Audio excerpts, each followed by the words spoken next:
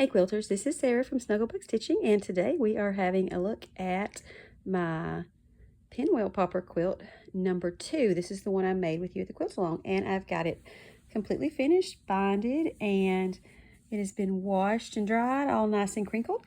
And you can see here just some shots of the binding from the front, and then from the back there's our label that's specifically for pinwheel poppers. If you want one, you can order one with your name on it. I'll put the link to that in the bio.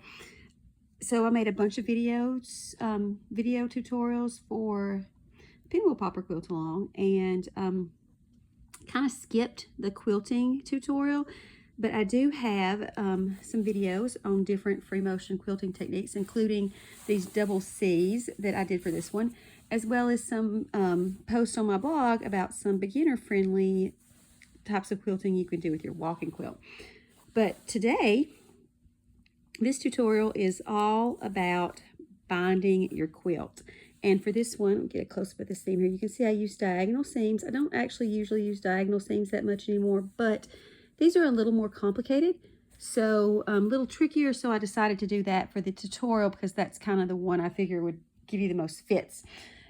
And I had originally planned to make one really long video and then have the time breakdown for you in the description, but I've decided to just make them a bunch of different videos.